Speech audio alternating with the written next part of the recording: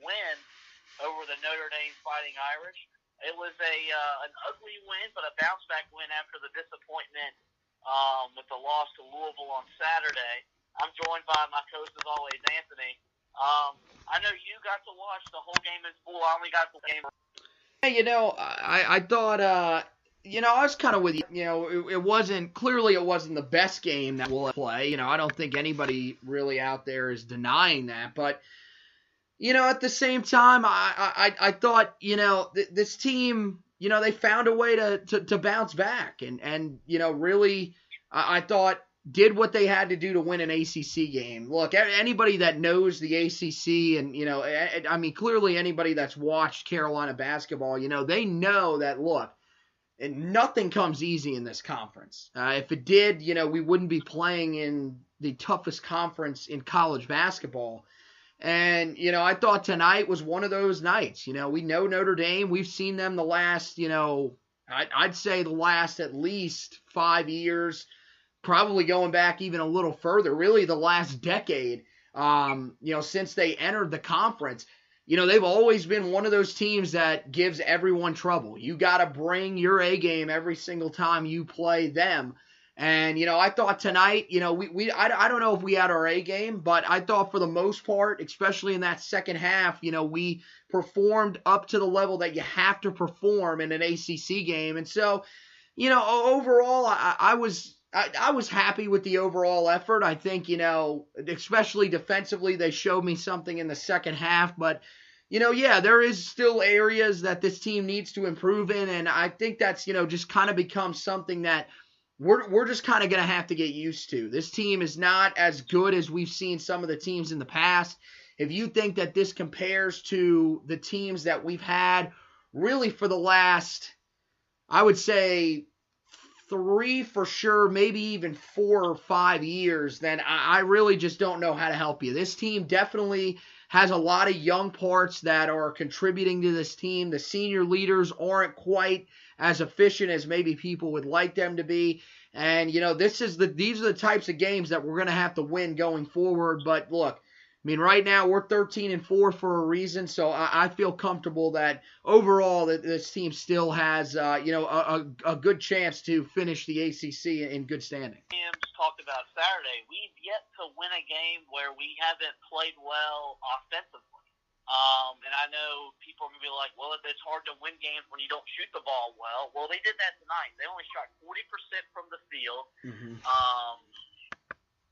They were 43% from three-point range.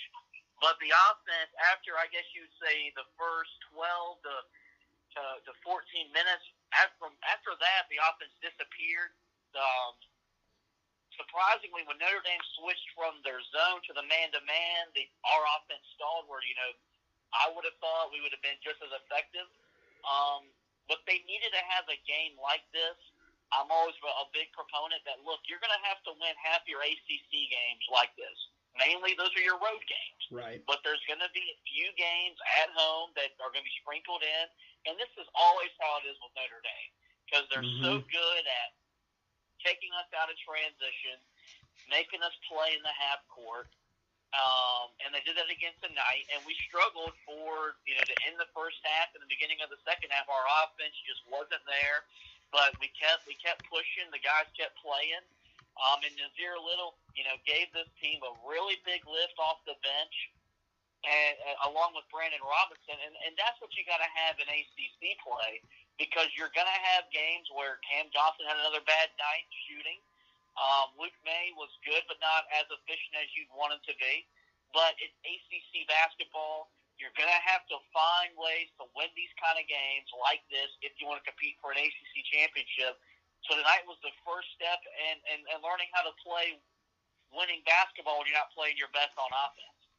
Yeah, and again, you look at it, one of the things Carolina really got back to doing tonight, I thought early on, especially in the first half, Notre Dame was on the glass quite a bit, especially on the offensive end. There were some a few possessions back to back where you were kind of scratching your head saying, how do we not come down with that defensive rebound? But Carolina really recovered in the second half. They finished with a plus 11 advantage on the glass. And then one of the other things that they did, they got back to limiting the turnovers down to 11 once again. And that was the magic number that we saw against Davidson and against Harvard in those games where we really played well. And that's, the shooting wasn't there like you said. And look, it's not always going to be there. That's something that you just kind of got to get used to. That's any team that, like us, relies on a good part of their game being jump shooting. And especially in the first half, that was one of the more frustrating things was when, look, things weren't going down from the outside. This team was still reluctant to go inside. And I don't really get why they're reluctant to go inside. I know they've had some of these games during this season where, they have, driven the basket or put the ball inside, and they've had a lot of their shots blocked. But for the most part, I feel like when we're playing our best game is when we're putting the ball inside. And, I mean, you look in the second half, and really Luke May started to get going once he got inside and started scoring the basketball there and getting to the free throw line. And the same for Nazir Little. That was pretty much where he had all of his points was inside. And, that's one of the things that, I've said for a while and you've said for a while as well. But, I've told you tonight, look, I don't care how he has to do it from now on. You've got to get the ball inside if you're Nazir Little, whether that's driving to the basket or posting up, which we saw him do a little bit against Louisville.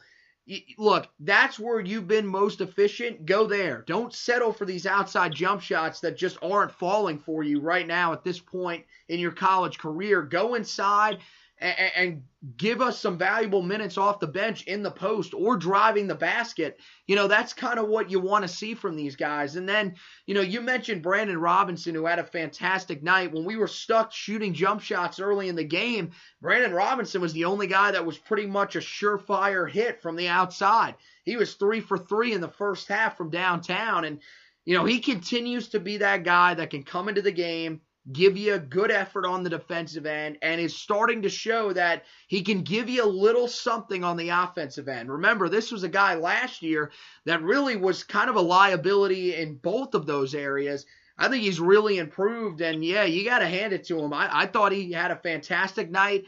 The one guy off the bench I thought that really struggled, though, was Seventh Woods. I mean, he played 18 minutes, had 4 points and 2 assists, but turned the ball over 3 times. Kobe White, who played 22 minutes, a little bit more than him, 17 points, also corralled 5 rebounds, only had 1 assist, but only turned it over twice. So, ultimately, I think Seventh Woods, is starting to regress just a little bit from what we saw early in the season. I still feel like he's a valuable asset off the bench. But other than that, I thought Nazir Little and Brandon Robinson gave us fantastic minutes off the bench.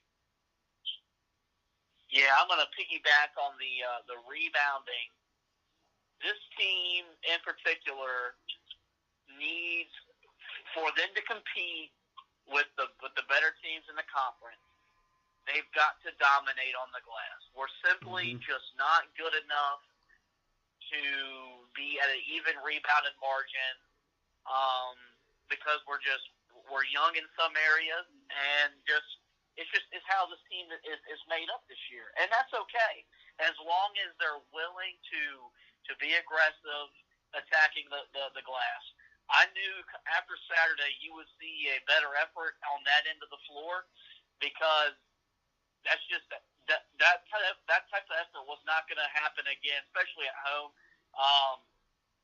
Luke May had 10, Cam Johnson had 7, Garrison Brooks had 8. So your starters were doing their thing, and then Nazir gave you 6 off the bench. So that's I'm big on him. If he's not scoring the ball, even though he did score it well tonight, be a factor on the glass. So hopefully they took Saturday on the chin and learned, hey, if we want to get where we want to get to, we got to recommit to this area, be more effective, and attack that for 40 minutes. And I think that was the starting of it tonight. Brandon Robinson, like you said, was this surefire from distance early. He's one of those guys when you look at, why we think Roy Williams is such a great coach, because look at him as a freshman. Right. look at him as a sophomore, but now he's a junior. He's got a big role in the team. He played 16 minutes tonight. That's a lot for a guy who his first 2 years didn't see minutes in ACC play unless the game was already decided in the final 2 minutes. So he's just continued to work in practice, work in the off season, and now he's reaping that work as being an important part of this year's team. And Seventh, I think it's 7th Woods. So you're going to have the Davis or the Gonzaga game where he was sensational, and that was the type of player that Roy Williams recruited out of high school. But he's also going to have the stuff tonight where he had the big chase down block, which really seemed to pump life back into the team and the Smith Center. And then the very next possession, tries to throw an alley-oop, and he throws it into the risers in the student section. The best way to sum it up, that's just 7. And it's something we got to live with because Leaky Black is not ready to be the backup point guard, and that's okay. I mean, as long as Sevens learns from it, as long as they do it again next, against Miami, we'll be all right. But I just really think this team needed to have this bounce back game. I tweeted it out afterwards. People were complaining on Twitter, and I don't trust this team, and this isn't a good sign because we struggled with a team that's probably going to finish in the middle to the lower tier of the ACC. But I wanted to think this was a big time win, mainly for these guys. You don't want to have back-to-back really bad home losses before you have to go play a Miami team that, granted, hasn't won a game in conference, but that place has been like a place of demons for this team because every time we go there, we seem to struggle. Yeah. Oh, dude. Yeah, and we'll talk about that when we preview the game. I think in a later edition of the podcast, right? We're not previewing that tonight, right? Yeah, we'll do that Thursday night. Okay, so we'll give you a nice actually a three-for this week. How about that? That's going to be sensational. But yeah, no, I mean, part of the reason that I think people kind of look at this win and say, well, it's not really all that great. I think people are way too focused on what's happening with Virginia, what's happening with Duke, what's happening with these teams at the top of this conference that right now are, they have those games pretty much outside of playing themselves or the occasional road opponent. Last night, of course, a different story against Syracuse for Duke, but that's always been one of those teams that they've kind of had struggles with. But look, when you look at some of these teams that are blowing teams out at the top of this conference, I don't think if you're a realistic fan that you honestly believe this team is on the same level right now as Virginia and Duke. And if you do believe that, I mean, you need to seek help because clearly you're crazy. There is no way this team is anywhere close to either one of those teams right now. Now, does that mean that those matchups will be blowouts? No, they're rivalry matchups, and there is still time for this Carolina team to grow. But as of right now, to me, it does not shock me that we are not blowing anyone out. And again, this Notre Dame team has always given us trouble. I don't think that, their record in conference might not show it. I could see them being a team that goes 7-11 in the ACC. Or something like that. But remember, they do have an injury to one of their better players in Rex Pfluger. And at the same time, look, Mike Bray, and they talked about it tonight on the telecast. You talked about, how well Roy Williams develops talent. And I'm telling you, no one really talks about how Roy Williams develops talent and the sensational job that he does at it. Because, look, Brandon Robinson, look what he's made him into. But Mike Bray does the same thing at Notre Dame. He is a guy that has developed some great players. I mean, look at James Mooney, the guy that, we were talking about coming into this game during the preview the other night and really had a great night tonight against us. This is a guy that a few years ago came in against us and we were like, who is this big ox out here? And look, I mean, now he's one of those guys that you just really don't want to match up with. Shoots a good percentage inside, rebounds very well, and, he had a good night tonight. So, this is what Mike Bray does. His teams are never going to get absolutely destroyed. It's very rare. There might be a game or two in conference, and I wouldn't be shocked if they struggle against a team like Virginia, whose defense is just really that great. But Notre Dame is going to give teams trouble, and these people that are saying, look, this isn't really that great of a win for Carolina, I guess you're going to be disappointed the whole conference season, because I don't think that this team is really built to run away from teams quite like some of the teams in the past. I think, there may be a game or two here and there. Look, the game against Pittsburgh, there were still people complaining probably after that game, and that was the best all-around game that this team has played all season. But I wouldn't expect to see that all that much, and at least from my perspective, I'm okay with it. And then one other thing that I really quickly wanted to touch on, you were saying how rebounding is so important for this team, and I think also, we talked about turnovers and limiting those to a certain number, usually I'd say under 12 a game. If we can do that, we'll be really successful. One of the other things that I've noticed in the last couple of games in specific, against Louisville and then tonight against Notre Dame, we've got to control the pace of the game, because when we don't control the pace of the game, that's when we struggle. You saw it early in the first half tonight where we weren't able to get up and down. Now, part of that was because Notre Dame started shooting the ball pretty well from beyond the arc and really just in general. But when we're not able to control the pace of the game, when we get stuck in this half-court offense, we really haven't been all that effective. Now, I think that we can solve that just a little bit by not settling for the outside jump shots and at least attempting to drive the basket and draw fouls when you're in these half-court situations.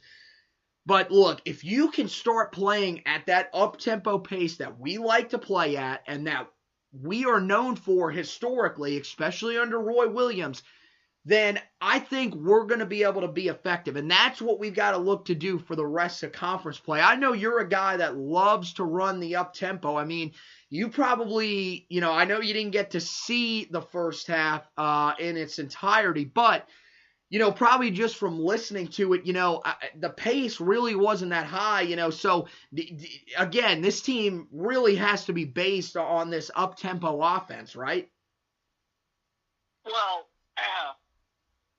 They need to get back to running, and I think a lot of it is you got to credit Louisville and Notre Dame for taking those opportunities away, making it a half-court game.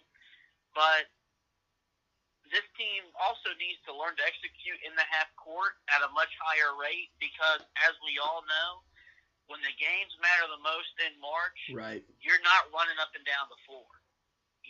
The games become a little bit slower, and each possession has a little bit more value. So, now, like you said, I'm as big a fan as seeing the ball up the floor and shooting the ball quickly. I don't want the defense set. I want the ball moving, getting good shots, quick shots over and over to wear the team out. But I also understand that if we want to be successful in March and in the ACC season, we've got to be better when teams do take us out of the open floor and execute. We did not do that against Louisville, and we were a little bit better tonight. The thing is, it's going to be a growing part of this team, because in the non-conference season, outside of your big-time matchups, when you're playing the lower tiers, you're going to be able to dictate the pace. But, we saw against Texas, even though we scored a lot of points, it was a different style game. We weren't as effective in the half court. We saw against Kentucky, even though both teams like to run, when the game slowed down, we weren't as good in the half court. So this will be a part of the game where this team's going to grow, and we'll get better. And it'll need to get better, because when you play a team like Virginia, that's going to take you out of your offense. Right. You've got to execute in the half court at a very high rate, because that's the best defensive team in the country, bar none. So while I want to see the pace more picked up, and I know Roy Williams wants to see the pace picked up, and I think Kobe White's done a phenomenal job for the most part running when he's had the chance. Oh, I agree. I'm okay with when the game does get slowed down, seeing how we execute the movement, and I'll go back and watch the game probably tomorrow in the first half and really look at it, because I feel like a lot of times we just get stagnant. We just kind of stand around and wait for Kobe to drive or Cam to drive or something like that. So I do think we need to be better with our action, screening, moving without the basketball is a really big thing that Cam Johnson and Kenny Williams could get better at. But, this will be something that we will monitor as the season goes along. Yeah, for sure, man, and I agree. I mean, this team, for the most part, I think in the half court has shown they have the ability to execute. Again, we've said it multiple times. We want to see these guys drive the basket because that's when they've been the most successful, and that allows, even when you're able to get in the middle of the lane, that draws the defenders in and allows you to kick out for these outside shots. It's going to make those shots easier for sure. And it's one of the reasons why this team is as good as they are at, assisting the basketball. I mean, I saw the stat today. It's the highest assist rate on the season. I think they averaged 19.3 a game, which was the most since 1991. So, they have the ability to be effective. They've got guys that can catch and shoot the basketball. It's just, you got to be able to draw those defenders in. And like you said, I really do feel like there's a lot of times where these guys are really just waiting around for someone else to make the first move or for someone else to set the screen when, they need to be a little bit more active. I want to see them moving around a little bit more. And, I think that'll come with time. I still think, again, some of these guys are young. They do have some of the veteran guys out there, that I still think need to be a little bit more active. But, the other issue that I see with it is, you got Cam Johnson, who's really a spot-up shooter. Kenny Williams, who kind of identifies himself, I think, as a spot-up shooter on offense. So, those guys, I think they kind of just feel like they're supposed to wait for their shot because that's the type of players that they are, when in reality, that's not really how you can play right now in this offense because we just don't have, four guys around you that are, able to get their shot inside the paint and are able to get shots on the move. So, I think they've definitely got to start being able to being able to rotate a little bit easier and potentially, I think if they're able to start moving around the floor a little bit more, the half court offense will start to pick up. To a pace where we'll be able to start scoring as well as at the pace where we were scoring early in the year. So, yeah, man, I think that's probably it. I think we talked ourselves out here on this Notre Dame win. Yeah, we're gonna go ahead and lock this one down. Like I said, just a real solid win. Just one of those games that you got to play. Got to play 40 minutes in this conference, and they did that tonight. Even when the offense left, they dug in and had one of their better defensive games, and it really allowed them to find their footing in the second half to get a win. But we'll go ahead and lock this one down. I want to thank you for joining me, and you're doing a fantastic job carrying the load while I'm stuck at work during all these games. But it is what it is. You're helping me out a lot and really leaning on your knowledge and your attention to details as I work. But I want to encourage you guys to check this podcast out. You can subscribe through Spreaker, iTunes, Spotify. Still waiting on iHeartRadio and some other sites, but and you of course find us on Facebook or Twitter. Encourage you to check out the Roy's Boys blog. I'll have a recap of this game up tomorrow and a preview of the Miami game up before Saturday. I want to thank you guys for listening. Go Tar Heels.